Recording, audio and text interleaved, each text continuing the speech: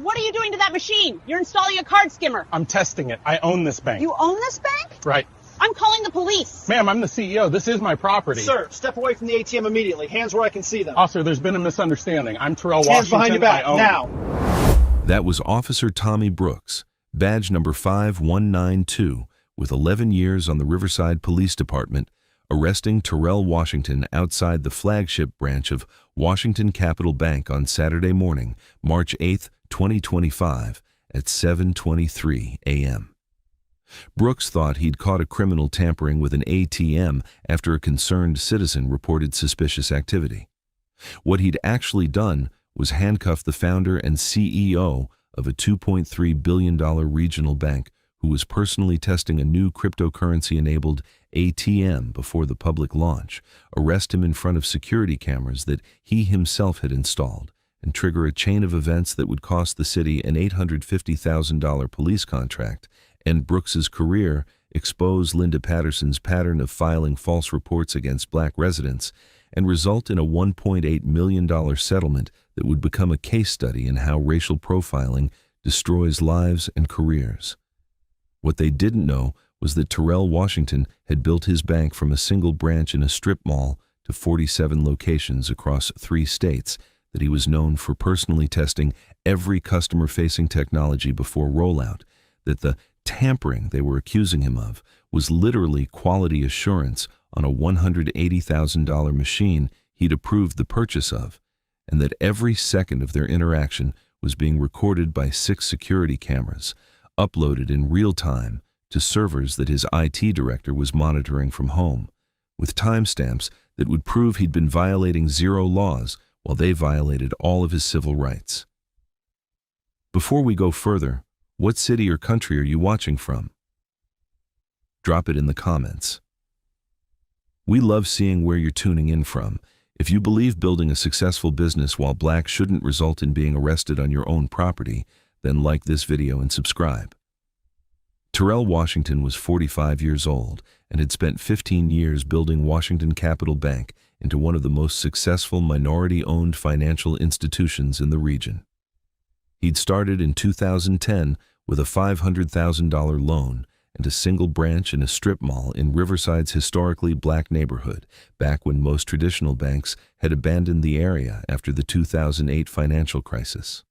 Washington had been a software engineer at a Fortune 500 tech company, making 6 figures and living comfortably, but he'd watched his parents and neighbors struggle to access basic banking services in their own community.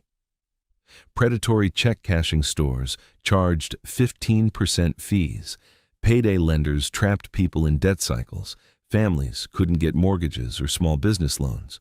So Washington quit his job, cashed out his 401k, took out every loan he could qualify for, and opened a bank. He hired local tellers, offered financial literacy classes in English and Spanish, kept branches open on Saturdays, and built relationships with customers that big banks treated as numbers on spreadsheets. His philosophy was simple: treat people with respect, explain the products in plain language, and invest in the community that invested in you. 15 years later, Washington Capital Bank had 47 branches across 3 states, $2.3 billion in assets, and 340 employees. Terrell Washington was worth $380 million according to Forbes' Regional Business Leaders list, but he still lived in a modest house 6 blocks from that first branch, still drove a Honda Civic instead of a luxury car, and still showed up on Saturday mornings to personally test new technology before customers used it. That Saturday morning ritual was why he was standing at an ATM at 7 a.m. on March 8, 2025, wearing a Northwestern University hoodie, jeans, and sneakers instead of the suits he wore during the week. Washington Capital Bank had just installed its first cryptocurrency-enabled ATM, a $180,000 machine that could handle Bitcoin deposits, Ethereum withdrawals, and traditional banking transactions all in one interface. The machine had been installed Friday afternoon, tested by the vendor's technicians, and was scheduled to go live for customers on Monday morning. But Terrell Washington never launched a customer-facing product without testing it himself, because if something went wrong, He wanted to know about it before a customer experienced it. So, he'd driven to the flagship branch at 6:58 a.m., parked his Honda Civic in the lot, and walked up to the gleaming new ATM with its touchscreen display and cryptocurrency logos. He pulled out his CEO master key, the one that gave him access to every lock in every branch, and opened the service panel on the side of the machine. Most CEOs of billion-dollar banks didn't carry master keys or know how to open ATM panels, but Terrell Washington wasn't most CEOs. He'd installed the very first ATM at his very first branch with his own hands back in 2010 because he couldn't afford to pay someone else to do it. He spent the next 16 minutes testing every function. He inserted his personal debit card and attempted a Bitcoin deposit using the QR code scanner. He tried an Ethereum withdrawal and watched the transaction process on the blockchain in real time. He tested traditional cash withdrawals, balance inquiries, and fund transfers. He took photos of each screen on his phone, documenting the user interface and noting places where the instructions could be clearer. He wrote notes about the button responsiveness and the receipt printer speed. He was 23 minutes into his testing routine when Linda Patterson walked by. Linda Patterson was 52 years old, a retired human resources manager who lived 2 blocks from the bank in a condo she'd bought in 2018. She'd taken up jogging after retirement, and her route took her past Washington Capital Bank every Saturday morning around 7:15 a.m. On most Saturdays, the bank was quiet and empty. But on this Saturday, as she approached the building, she saw something that made her stop mid-stride. A black man in a hoodie was crouched at the ATM with the service panel open. He was taking photos with his phone. He was typing on his phone. He kept inserting and removing a card from the machine. To Linda Patterson, who had made a habit of reporting suspicious activity in her neighborhood, this looked exactly like someone installing a card skimmer or tampering with the ATM to steal customer data. She stopped 20 feet away and pulled out her phone. She started recording. She watched for 90 seconds, and in that time, she never once considered walking up and asking what he was doing. She never looked at the building to see the name Washington Capital Bank in letters 3 feet tall. She never noticed that the man had used a key to open the panel, which meant he had authorized access. What she noticed was a black man in casual clothes doing something that looked wrong to her, and that was enough. At 7:16 a.m., Linda Patterson called 911. "Riverside Police, what's your emergency?" "I'm at the Washington Capital Bank on Riverside Avenue," Linda said, her voice tight with certainty. "There's a man tampering with the ATM. He's got the machine opened up and he's taking pictures of the inside. He looks suspicious." "Is he threatening anyone?" the dispatcher asked. "No, but he's clearly up to something. I think he's installing one of those card skimmer things, to steal people's information." "Can you describe him?" "Black male, maybe 40s, wearing a hoodie and jeans. He's been messing with that machine for at least 20 minutes. Units are on the way. Stay at a safe distance." Linda stayed exactly where she was, 20 feet away, phone still recording, convinced she was about to witness the arrest of a criminal and feeling proud of herself for being a vigilant citizen. Inside the bank's Security Operations Center, which was actually just a converted bedroom in Security Director Vincent Huang's house 12 miles away, an alert popped up on the monitor. Huang was 34 years old, a former FBI cybersecurity specialist who Terrell had hired 3 years ago to overhaul the bank's security systems. Part of that overhaul included 6 high-definition cameras at every branch, all connected to cloud servers with AI-powered monitoring that could detect unusual activity and send alerts in real time. The alert showed a police cruiser pulling into the parking lot of the flagship branch. Huang pulled up the camera feeds and saw Terrell Washington at the ATM, exactly where he'd said he'd be when he'd texted Huang at 6:55 a.m. that morning. Testing the crypto ATM should be done by 8. But now there was a police car, and there was a woman with her phone out, and there was an officer approaching with his hand near his weapon. Huang grabbed his phone and called Terrell. At the ATM, Terrell Washington heard his phone buzz in his pocket. He glanced at the screen, saw it was Huang, and answered with the phone on speaker while his hands continued testing the machine. "Boss, cops just pulled up," Huang said. "I'm watching on camera. There's a woman who's been filming you." Terrell looked up for the first time and saw Officer Tommy Brooks approaching him, hand resting on his belt near his service weapon, face already set in an expression of suspicion and authority. "I see them," Terrell said calmly. "I'll handle it." "Want me to head over there?" Huang asked. "Not yet," Terrell said. "Let's see how this plays out." He ended the call and looked at Officer Brooks, who was now standing 6 feet away in a stance that was clearly meant to be intimidating. "Sir, step away from the machine," Brooks said, his voice carrying the tone of someone who expected immediate compliance. Terrell stayed exactly where he was, hands visible, body language calm and non-threatening. "Officer, I'm testing this ATM. I'm Terrell Washington. I own this bank." He reached into his pocket slowly, pulled out his wallet, and extracted his driver's license and a business card. He held them out to Brooks. The business card read, "Terrell Washington, founder and chief executive officer, Washington Capital Bank," with the bank's logo embossed in gold. Brooks took the card and glanced at it for maybe 2 seconds. "Anyone can print a business card," he said dismissively, handing it back. Terrell felt the familiar tightness in his chest, the recognition that this was happening again, that no amount of credentials or explanations were going to matter, because the officer had already decided who Terrell was based on what he looked like. This was the 4th time in 3 years that he'd been questioned while on his own property. 4th time he'd had to prove he belonged somewhere he literally owned. "Officer, I have a master key to this building," Terrell said, keeping his voice measured and calm. "I have access to the security system. I can show you the cameras recording us right now.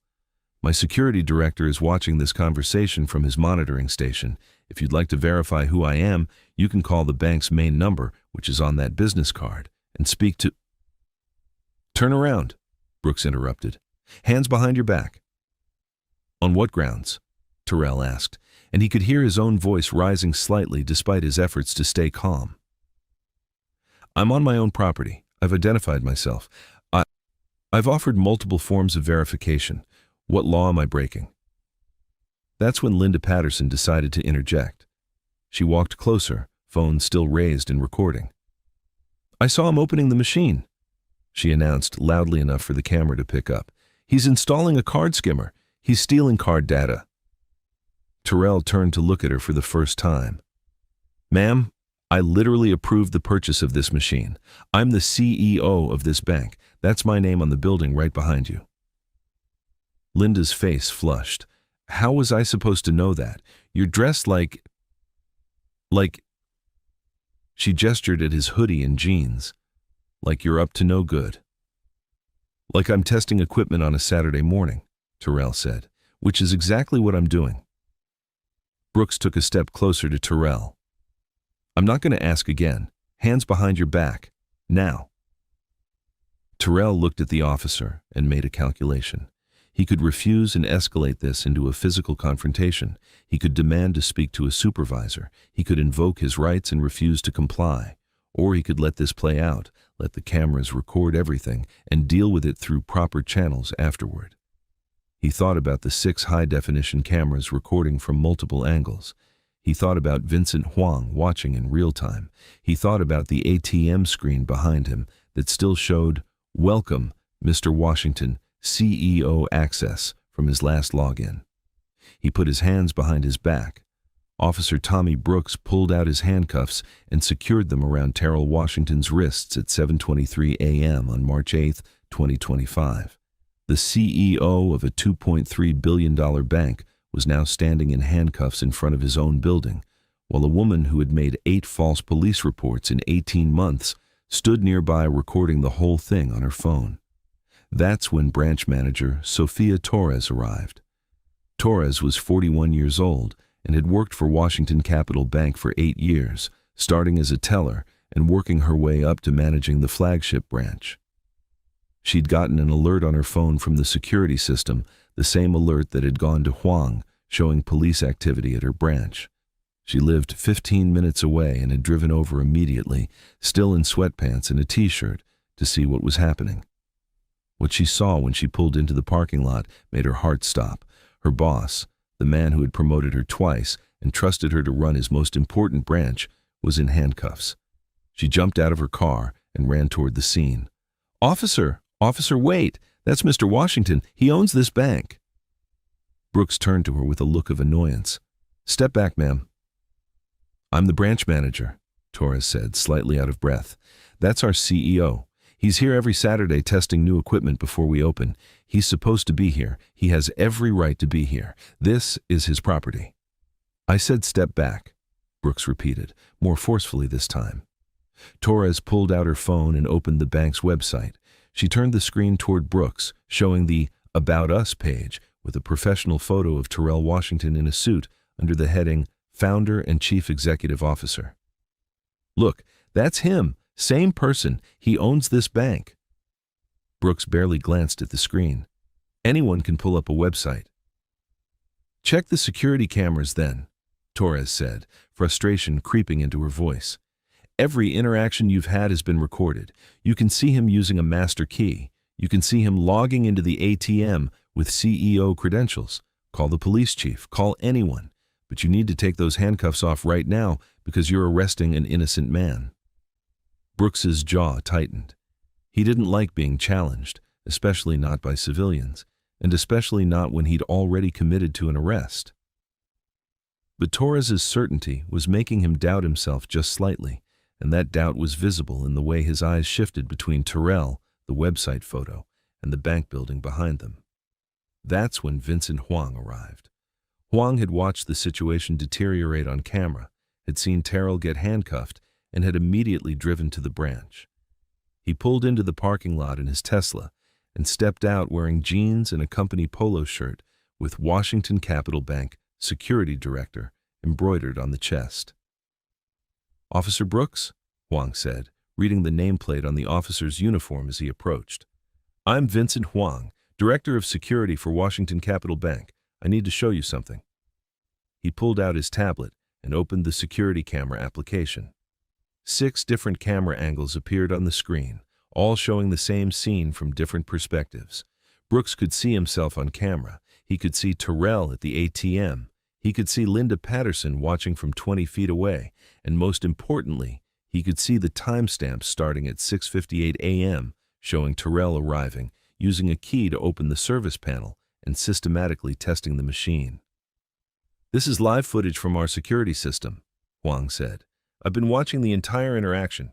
Mr. Washington arrived at 6:58 a.m., used his CEO master key to access the service panel, and has been testing our new cryptocurrency ATM in preparation for Monday's customer launch. Every transaction he's performed has been logged into our system under his CEO credentials. The ATM screen behind you right now is showing his executive access login." Brooks turned and looked at the ATM screen. Sure enough, it displayed, "Welcome, Mr. Washington, CEO access," along with a menu of administrative functions. Torres held up her phone again, this time showing the bank's Instagram account with photos from last month's Employee Appreciation event. There was Terrell Washington in the center of a group photo with 40 employees, all wearing matching Washington Capital Bank t-shirts, all smiling, with a caption thanking the CEO for the annual bonus program. Brooks looked at the photos, then at the security footage, then at Torres's ID badge hanging around her neck, identifying her as branch manager, then at the building itself with Washington Capital Bank in 3-foot letters above the entrance, then at Terrell Washington standing in handcuffs, calm and silent, just waiting for reality to finally break through the officer's assumptions. Huang spoke quietly but firmly. "Officer, you just arrested our CEO on his own property for testing his own equipment. Every second of this interaction has been recorded on 6 cameras and uploaded to cloud servers with timestamps. I strongly suggest you remove those handcuffs." The color drained from Brooks's face as the full weight of what he'd done settled over him. He'd arrested a bank CEO. He'd ignored multiple forms of identification. He'd dismissed the branch manager's testimony. He'd refused to look at security footage, and he'd done all of it while being recorded from 6 different angles in high definition. He removed the handcuffs from Terrell's wrists at 7:31 a.m. "Sir," Brooks started, his voice losing its earlier authority. "There's been a misunderstanding." "No," Terrell said, cutting him off with a look that could freeze water. "There's been no misunderstanding. You saw a black man in a hoodie and you assumed criminal activity. You were shown my identification and you dismissed it. You were told I own this bank and you didn't believe it. You were shown security footage and you ignored it. You were informed by my branch manager and my security director, and you still chose to arrest me. This wasn't a misunderstanding. This was a choice. Your choice." He turned to Linda Patterson, who was still standing there with her phone, looking significantly less confident than she had 10 minutes ago. "And you," Terrell said. "You watched me for 90 seconds and decided to call the police instead of walking 20 feet to ask what I was doing. You saw me use a key to open this panel, which should have told you I have authorized access. You ignored the name of the bank on the building. You made an assumption based on nothing but the color of my skin and the clothes I was wearing. How many other people have you done this to?" Linda's mouth opened and closed without sound. Her hands were shaking slightly as she lowered her phone. Terrell pulled out his own phone and called his attorney. "Nathaniel," he said when the call connected, his voice cold and controlled. "It happened again. 4th time in 3 years. I need you to file everything. Civil rights violation, false arrest, defamation. I'm at the flagship branch. I was handcuffed while testing an ATM on property I own. Multiple cameras, multiple witnesses. I want this prosecuted to the fullest extent." He ended the call and looked at Officer Brooks. "You'll be hearing from my attorney. This incident is now a federal civil rights matter. Washington Capital Bank has an $850,000 annual contract with the Riverside Police Department providing security services across our 47 branches. That contract is terminated effective immediately. Your police chief can expect a formal notification Monday morning." Brooks's face went pale. An $850,000 contract loss was going to create significant problems for the department's budget, and everyone was going to want to know why it was terminated. The answer, that one of their officers arrested the CEO for testing his own ATM, was going to be embarrassing at minimum and career-ending at worst. Terrell Washington got in his Honda Civic and drove home. He uploaded all the security footage to his encrypted server. He documented every second of the interaction. He reviewed the 6 camera angles. He created a detailed timeline with timestamps. And then he called his wife and told her what happened, because this was now the 4th time in 3 years he'd been questioned, detained, or harassed while existing in spaces he had every right to occupy. By 10 a.m., 6 local news stations had requested interviews. Huang had sent copies of the footage to Terrell's attorney. Torres had written a detailed witness statement, and Linda Patterson's identity had been revealed by social media users who'd recognized her from previous incidents. The internet moves fast, and by 2 p.m. that Saturday, Linda Patterson's history was being dissected across Twitter, Reddit, and Facebook. People discovered she'd filed 8 police reports in the previous 18 months. 7 of those reports involved black residents. A black jogger she'd reported as suspicious in the park. A black customer she'd accused of threatening behavior at a grocery store. A black employee she'd reported for loitering outside a business during his break. Not a single one of those reports had resulted in an arrest because every single one had been baseless. The pattern was undeniable. Linda Patterson saw black people existing in public spaces, and she weaponized the police against them. And for 18 months, she'd gotten away with it because the police department hadn't bothered to track her pattern of false reports. Officer Tommy Brooks's record was pulled next. In the past year alone, he'd made 127 arrests. 89 of those arrests, 70.1%, were of black residents in a city where the black population was 22%. The statistical impossibility of that ratio made it clear this wasn't random. This was a pattern of racial targeting that the department had either ignored or actively enabled. The video went viral Sunday morning. 5 million views by noon, 10 million by evening. The hashtag banking while black was trending nationally. News organizations were calling it the ATM arrest. Civil rights activists were using it as another example of how successful black professionals were treated like criminals in their own communities. Monday morning, March 10th, the Riverside City Council called an emergency meeting. Police Chief Gregory Wallace sat at a table in front of the council chambers while Councilwoman Diane Foster asked questions he didn't want to answer. "Chief Wallace," Foster said, reading from a document in front of her. "How many complaints have been filed against Officer Tommy Brooks in the past 5 years?" 6 complaints for excessive force, Wallace admitted.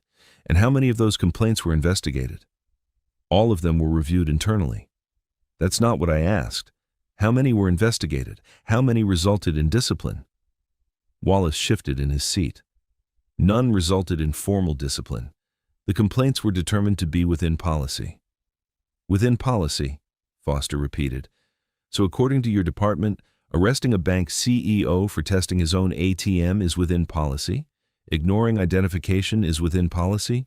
Refusing to verify claims is within policy?" "Officer Brooks is currently suspended pending—" "Pending nothing," Foster interrupted. "The damage is done. That video has 12 million views. Every major news outlet in the country is covering this story. And now we've learned that Washington Capital Bank is terminating their contract with the police department.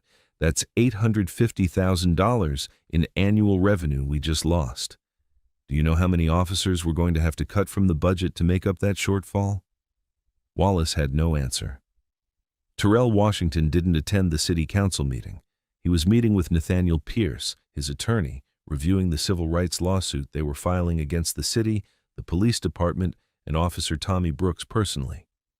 Pierce was a 50-year-old civil rights attorney who had won $47 million in settlements against police departments over his career, and when he watched the security footage from 6 different angles, he knew this case was airtight. "They don't have a defense," Pierce said. "You identified yourself. You showed ID. You explained what you were doing. You offered verification. They arrested you anyway. Every element of a civil rights violation is on camera." "I don't want a settlement that disappears," Terrell said. "I want systemic change. I want mandatory bias training for every officer. I want quarterly audits of arrest patterns. I want an independent review board that actually has power to discipline officers. And I want financial consequences significant enough that the city can't ignore this problem ever again." "Then we ask for $1.8 million, Pierce said, "and we make sure the settlement agreement includes every reform you just mentioned." The city settled within 4 months. $1.8 million, every reform Terrell demanded, and a formal public apology from the police department. Officer Tommy Brooks was fired on April 2, 2025, after an internal investigation revealed 12 previous cases where arrests were dismissed due to evidence of racial profiling. He would never work in law enforcement again. Linda Patterson settled the defamation lawsuit for $250,000 paid by her homeowner's insurance. She was required to complete 200 hours of community service and was banned from filing non-emergency police reports for 2 years after the court determined her pattern of false reports constituted harassment. The publicity destroyed her reputation in Riverside, and she moved to a different city within 6 months. But Terrell Washington wasn't done. He used the $1.8 million settlement to create the Banking While Black Legal Defense Fund, a nonprofit that provided free legal representation to people of color who faced discrimination while conducting normal business activities. In its first year, the fund helped 89 people fight back against racial profiling in banks, stores, airports, and public spaces. Washington Capital Bank's cryptocurrency, ATM, launched on Monday, March 10, 2025, as scheduled. Terrell Washington personally tested it one more time that morning, and this time, nobody called the police. The crypto ATM program was a success, processing over 15,000 transactions in the first 6 months and attracting younger customers who were looking for banks that understood digital currency.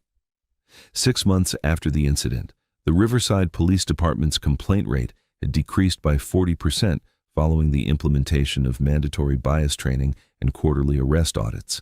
23 officers were flagged for disparate arrest patterns and required to undergo additional training and supervision. The video reached 12 million views and was used in corporate diversity training programs as a case study in the cost of assumptions. Business schools used it to teach about leadership under pressure. Law schools used it to teach about civil rights litigation. And Terrell Washington became a national figure, speaking at conferences about the experience of being successful while black in America. Officer Tommy Brooks took a job in private security, but was fired within 6 months after background checks revealed his termination from the police department. He filed for unemployment and struggled to find work that matched his previous salary. The arrest of Terrell Washington was the defining moment of his career, and it ended with him unemployed and unemployable. Linda Patterson moved to Arizona and took a job in retail, making $14 an hour. The video followed her everywhere. Prospective employers found it when they Googled her name. Neighbors recognized her. She became the face of what happens when Karens weaponize police against black people for existing. She deleted all her social media accounts, but the screenshots lived forever. Terrell Washington continued building Washington Capital Bank. He still tested new technology every Saturday morning. He still lived in the same neighborhood. He still drove the same Honda Civic. And when he sat down for interviews about the incident, he always said the same thing. I built this bank to serve my community. I refuse to be treated like a criminal for succeeding while black. What happened to me happens to thousands of people every day who don't have cameras, don't have attorneys, don't have resources to fight back. That's why the Legal Defense Fund exists. That's why we fight for systemic change. Because this isn't about one arrest. This is about a pattern that's existed for generations, and it's going to take all of us to break it. 5 years later, the Banking While Black Legal Defense Fund had helped over 400 people and recovered $8.7 million in settlements from businesses and police departments. Washington Capital Bank had grown to 63 branches and $3.8 billion in assets. And Terrell Washington was still showing up every Saturday morning to test new technology, because some habits don't break and some missions don't end. The lesson was expensive and public. Assumptions about who belongs where based on skin color don't just hurt people. They destroy careers, cost cities millions, expose systemic failures, and create permanent records that follow perpetrators forever. Officer Brooks learned that lesson. Linda Patterson learned that lesson. And the Riverside Police Department learned that lesson in the most expensive way possible. If you believe qualified professionals deserve respect regardless of race, share this story. If you've ever been made to feel like you don't belong somewhere you paid to be or built with your own hands, drop your experience in the comments. And if you think billion-dollar consequences should follow million-dollar mistakes rooted in racism, subscribe, because we're bringing you more stories where justice costs exactly what it should: everything.